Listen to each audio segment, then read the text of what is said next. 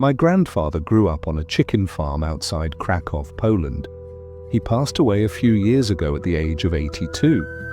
A few days before he succumbed to an aggressive form of stomach cancer, he called me to his side, his voice heavy with years of silence. "After I took the boat to New York, I promised to leave this story behind," he murmured in his thick Polish accent, staring into his cup of black coffee.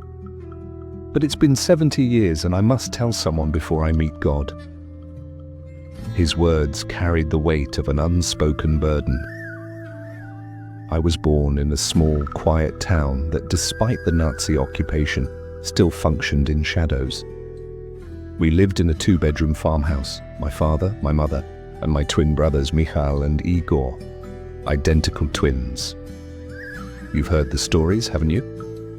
The Nazi fascination with twins.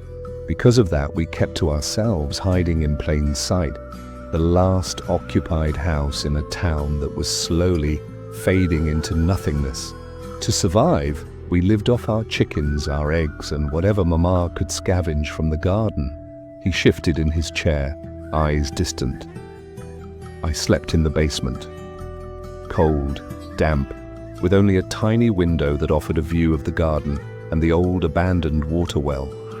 I hated it.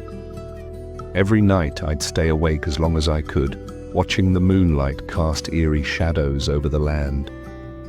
Sometimes I'd see people, figures darting through our garden, desperate, afraid. They'd pound on our door, their whispers urgent. Men in tattered uniforms, a woman clutching a child, people running from something unseen. And always the same scene, my father and mother arguing, their voices hushed but firm.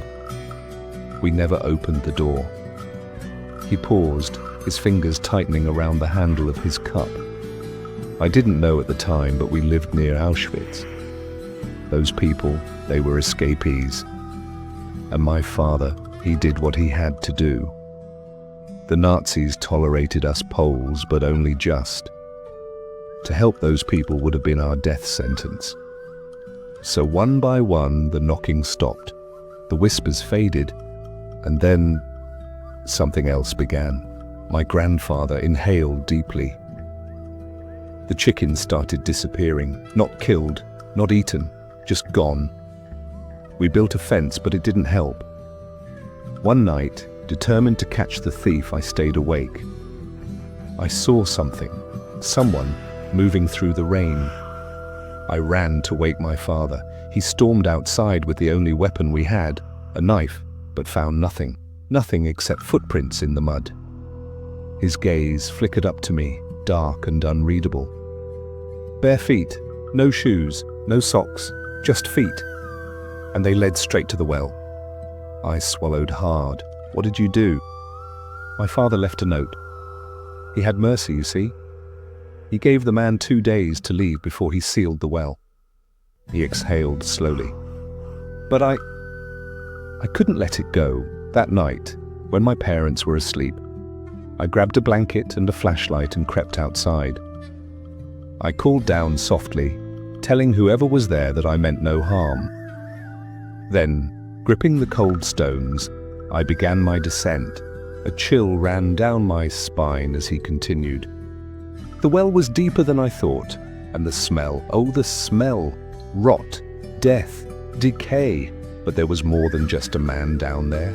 There was a hole in the wall, a collapsed section of stone leading to a small cavern, barely big enough for a family to hide. And that's what I found, a family, or what was left of them. I could hardly breathe. What do you mean? There were bodies, he whispered. A woman, 2 children. They had been dead for weeks, yet beside them crouched something, someone, still alive. Skin stretched over bones, sunken eyes that caught the light from my flashlight. Blood smeared his mouth. And beside him, a pile of chicken carcasses, untouched except for the moisture they provided. My stomach churned. He was feeding them. Even after even after they were long gone. My grandfather's voice was barely audible. He wasn't a man anymore. He was a ghost of himself, caught in some cruel purgatory, unable to accept the truth. But when I shined my light on the little girl's corpse, something in him shifted. He looked at her, and for the first time he truly saw. He crawled closer, trembling, and sat beside her lifeless body. He did not wail, he did not move, but I saw it. A tear, just one. He had become a man again, just long enough to break. My grandfather fell silent, his story hanging in the air like smoke. "Did he leave?" I finally asked, though part of me already knew the answer. He met my gaze, his old eyes filled with something I couldn't quite place. That night, it rained again. But in the morning, when my father sealed the well, there were no footprints leading out. A shiver ran through me. "So he..." My grandfather simply nodded. He never left. And after all these years, I sometimes wonder if he's still down there. There wasn't much about 2015 that didn't completely suck. My marriage was crumbling. My wife had grown cold and indifferent, and I had stopped trying. Our son, still a toddler, hadn't yet been diagnosed with autism, but we knew. We just knew something was off. Something was wrong. By summer, I had moved my belongings into the guest room. That space became my bedroom, and in a silent, mutual agreement, we let our marriage rot. We were in denial, or maybe just waiting for the other to end it first. My 5 a.m. alarm dragged me out of bed every weekday, and every day I searched for a way out of dump truck driving, out of construction, out of my dead-end life. But dreams need money, and I had none. So I kept double-clutching a tandem axle Mack, hauling heavy equipment for a paving crew just to scrape by. That second Friday of June felt like any other. Payday. The plan was simple. Spend some time with my kid, put him to bed, then drown myself in a cheap bottle of whiskey. But first, one last run. My foreman, Mike, asked me for a favor. An overloaded flatbed needed to be hauled a few miles down the road. I normally would have refused, but I liked Mike. I didn't want to argue. I just wanted to get through the day. The worst that could happen, I figured, was a fine from the DOT. The crew loaded a paver, a skid steer, and a roller onto a trailer designed to hold 2/3 of that weight. Everything was chained down, but it was too much. I knew it. They knew it. We all ignored it. I climbed into the cab, hooked up, and eased off the clutch. The Mack groaned under the load. I hit my first stoplight without plowing into the car ahead of me, only because I had started braking early. It was then I noticed my seatbelt was jammed. I tugged at it, but it wouldn't budge. The light turned green and the sky opened up. Rain came down in sheets, drowning the road in an instant. I kept my speed 10 miles under the limit, convinced that would be enough. It wasn't. The road ahead sloped downward, a steep grade leading past an old quarry. I started my descent. In the distance, I saw brake lights, stopped traffic. I tapped the brakes. Nothing. The truck skidded. The trailer began to jackknife over the double yellow. I eased off the brakes, straightened it out, then tried again. Same result.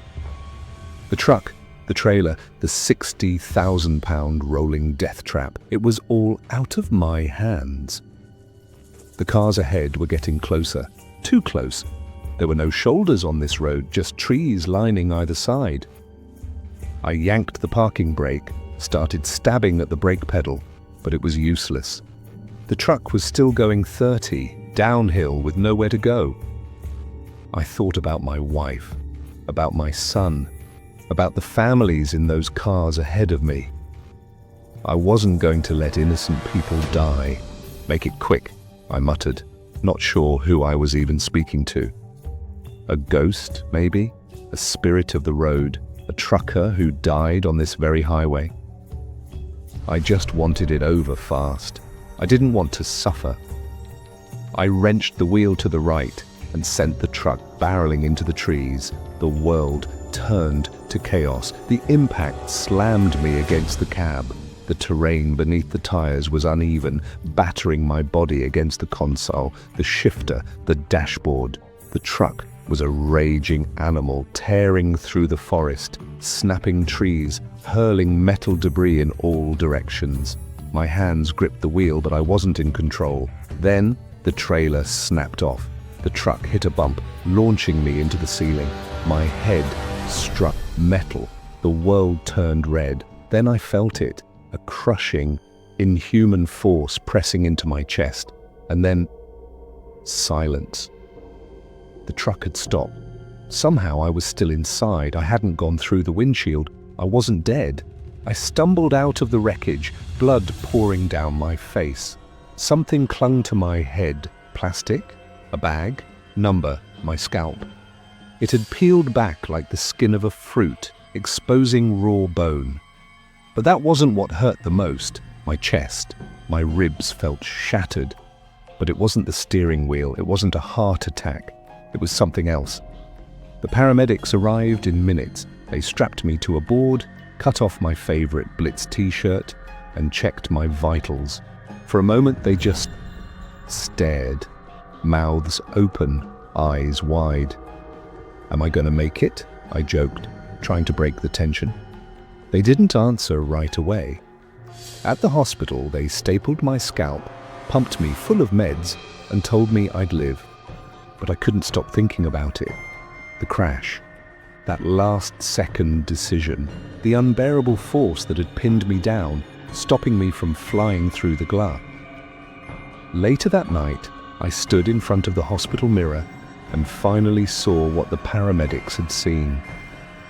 A massive purple bruise stretched across my chest, 12 inches long, deep as death. It was a handprint. Something had held me down.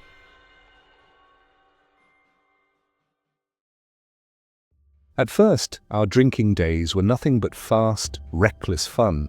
Booze was cheap, parties were wild, and the nights seemed endless. In the 90s, there were no smartphones, no social media, just word of mouth, flyers, and answering machines to keep us in the loop. Back then, if you missed a call, you were out of luck. No second chances, no GPS, just your wits, your friends, and the open road. That night started like so many others. Eddie, my kid brother, was already slurring his words as he slammed back another beer. "Come on, let's hit a strip club. You guys want to see some naked chicks, right?" Jason and I rolled our eyes. We barely had enough money for gas, let alone a lap dance, but we weren't ready to call it a night. "Nando," Jason said, "liquor stores in Virginia are closed, but Maryland sells until 2. We can make it if we leave now." And just like that, we were off. A beer run at nearly midnight, speeding down 495 with gut instinct, blaring through Jason's Kenwood tape deck. We were invincible, or so we thought. The liquor store was near empty when we arrived, the fluorescent lights flickering above us. As we stood in line with our booze, Eddie grabbed a local newspaper from the rack. The headline read, "Abandoned Glendale Hospital, Site of Vandalism, Occult Gatherings, and Strange Sightings." I'd been there before. A sprawling ruin of rotting buildings and flooded tunnels, a place where the sick were sent to die, a playground for punks and thrill-seekers. "Let's go," Jason said, eyes gleaming. "We've got the booze, we've got the time." By the time we reached the hospital, the night had fully swallowed the sky. The air was thick with the scent of mildew, rust, and something else, something wrong. The structures loomed like skeletal remains, their hollow windows staring back at us. We laughed as we explored, running through corridors, smashing old filing cabinets, and playing tag like kids. But the fun drained away when we found the morgue. The room was deathly silent. Rusted gurneys lined the walls, and the scent of decay clung to the air, as if something long dead still lingered. I reached for a cabinet door and pulled it open. A thud echoed in the distance. "Did you hear that?" Eddie whispered. Another thud, closer this time, followed by the unmistakable sound of footsteps. We killed our flashlights and ducked into the shadows. A crackling sound filled the hallway, radio static, then muffled voices. Cops. We held our breath, standing motionless in the dark. 8 minutes felt like an eternity. When the voices faded, we made our escape, hearts pounding, the weight of unseen eyes pressing against our backs. We reached the car, laughing nervously as we climbed inside. "That was close," Jason muttered, fumbling with the keys. "Let's just get the hell out of here," I said. As we hit the highway, we let out a collective sigh of relief. We'd gotten away with it, or so we thought. Somewhere along the desolate stretch of road, I noticed something wrong.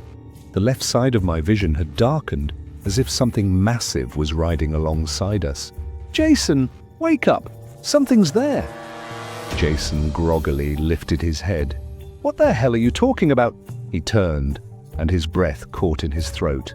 A massive, blacked-out hearse was gliding beside us. No headlights, no taillights, just a sleek, inky black void keeping pace with us at 90 miles per hour. "What the fuck?" Eddie yelped, now fully awake. I pressed the gas. The Civic roared as we hit 110. The hearse kept up. I slammed on the brakes. It slowed too, mirroring us, taunting us, playing with us. "Screw this!" Jason shouted, grabbing the maglite. He flicked it on and aimed the beam into the hearse's cabin. 2 figures sat inside. Their faces were rotting. Their cavernous eyes and gaping mouths were nothing but pits of darkness. Their hands, twisted and decayed, gripped the wheel and doorframe like ancient corpses that had never stopped moving. Jason screamed and dropped the flashlight. "Go! Just fucking go!" I floored it. 120th, 130th. The Civic rattled violently, but the hearse didn't fall behind. Then it accelerated. In an instant, it shot ahead at an impossible speed. The streetlights flickered wildly as it passed, then died out completely. The hearse vanished into the night, and then our engine cut out. The Civic slowed to a dead stop. The dashboard lights flickered, then faded into darkness. We sat in silence, the weight of something ancient pressing down on us. Eddie was the first to speak, his voice hollow. "We need to go. Now." The car sputtered back to life after a few agonizing minutes. None of us spoke the rest of the way home. The moment we crossed into our neighborhood, it was like waking from a nightmare. But deep down, we knew it had been real. We never spoke about the hearse again, not until years later at Eddie's bachelor party. Jason and I laughed about it, brushing it off as an elaborate prank. Eddie didn't laugh. "I told you not to look," he muttered. "I told you, but you did." The weight in his voice sent a chill through me. Because he was right. I did look. And when I looked into those faces, I felt something leave me. Something I'll never get back.